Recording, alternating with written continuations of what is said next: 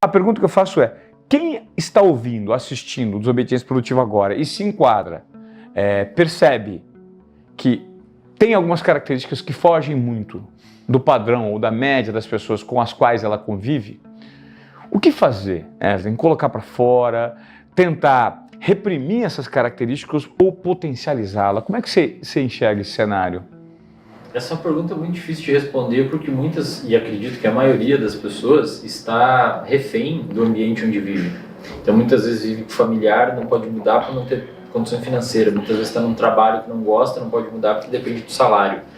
Então eu acredito que a melhor forma de você, primeiro, é entender se você eventualmente é uma pessoa mais impulsiva, é uma pessoa mais agressiva, é uma pessoa mais ansiosa, é uma pessoa que tem algum tipo de necessidade mais específica por recompensa, etc. Então, primeiro você faz um mapeamento, e aí um psicólogo pode ajudar a fazer esse mapeamento, né? Eventualmente um psicólogo consegue fazer esse ajuste para você, essa ajuda. E assim, eu já tive pacientes que eram extremamente extrovertidos e trabalhavam num lugar extremamente introvertido. Então dava para ver gritando naquele paciente as características de extroversão, pacientes criativos, comunicativos, para fora. Provavelmente o cérebro daquela pessoa trabalhava melhor dessa forma, às vezes por componentes genéticos ou devido a fatores de infância.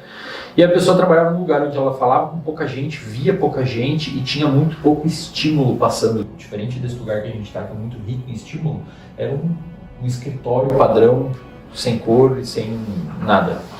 Então, essa pessoa não podia largar o emprego, estava extremamente ansiosa porque queria fazer eventualmente começou até a beber mais e usar mais álcool e sair muito.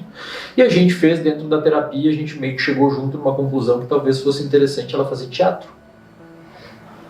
E cara, ela começou a fazer teatro e resolveu todos os problemas, porque ela conseguiu encontrar uma válvula de escape para aquela necessidade de manifestação dessa parte mais artística dessa pessoa. Isso é muito interessante o que você falou, por conta dessas canalizações que a gente nomeou como válvula de escape, né? Isso me ajuda muito, no meu caso, e creio que ajuda muita gente. Qual é a relação que você acredita que seja do ambiente para moldar certos tipos de situações para você crescer para cima, né? Assim, para você crescer para cima é uma redundância, para você potencializar isso. Uma pessoa extremamente criativa, ela tem que estar necessariamente submetida a estímulos visuais o tempo inteiro.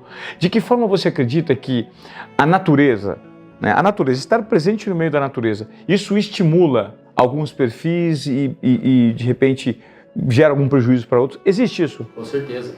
Você pega, por exemplo, pacientes tem dentro a ansiedade, ela é subdividida em vários transtornos. Tem um dos transtornos de ansiedade que chama de fobia social, que é a pessoa que tem vergonha de falar em público, não só falar, mas como ir a lugares públicos com muita gente.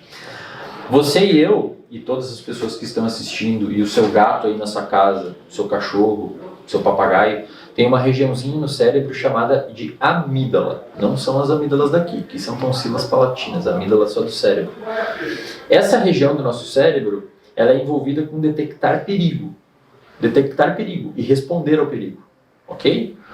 Uma pessoa, se eu botar você num laboratório agora e botar você numa máquina de ressonância magnética funcional para ver a atividade do seu cérebro e mostrar para você diferentes rostos de pessoas, desde rostos amigáveis, neutros, até rostos ameaçadores, pessoas fazendo assim para você, a sua amígdala vai aumentar a atividade quando você ver só rostos ameaçadores. Porque aquilo é uma ameaça para você, o seu cérebro detectou como uma ameaça. Pega uma pessoa com ansiedade social e coloca a fazer exatamente essa mesma coisa, a amígdala dela vai aumentar a atividade para qualquer rosto. Do amigável, neutro e ameaçador. O que isso significa? Qualquer rosto para ela é ameaçador. Porque ela tem ansiedade social. Então é claro que você pegar uma pessoa dessas e colocar num emprego ou num trabalho onde ela precisa expor, fazer reuniões, etc., você vai acabar indo contra um traço dela. Às vezes essa pessoa tem um padrão de funcionalidade diferente. Obviamente isso pode ser eventualmente treinado e ajustado, porque é uma questão de aprendizagem, você se expondo, você vai reduzindo o quanto aquilo ali te incomoda. Muitas pessoas, eu sempre digo, é engraçado que é um psicólogo que vai deixar todo mundo mal e assistindo, mas assim, muitas pessoas, eu sempre digo que as pessoas que têm ansiedade social, a grande maioria delas criou a ansiedade social por meio de esquiva. Quando você se esquiva de uma situação, você está amplificando o poder gerador de medo dessa situação que ela tem em você. Então lá atrás, quando você foi fazer a sua primeira reportagem, ou foi falar na escola, ou alguma coisa assim, apresentar um trabalho, se você tivesse só se esquivado, tipo, não quero. Você não se depara com o problema, você não enfrenta o problema. Você não cria o que a gente chama de repertório comportamental. A pessoa que tem repertório comportamental, ela fala com todo mundo, ela não tem muito problema em chegar nos lugares, trocar ideia, falar. A pessoa que fica só se esquivando, ela armazena no cérebro dela, por quê? Por que as pessoas continuam se esquivando? Porque é agradável. Você está com uma ansiedade aumentada em ter que se expor em público, aí você se esquiva, a sua ansiedade diminui. Zona de acomodação. Cara, o seu cérebro fala isso que foi bom. Só que ela vai fazendo aquilo, até que chega um momento que ela perdeu qualquer tipo de repertório de dizer um oi para alguém. E aí começa a ficar tudo muito perigoso.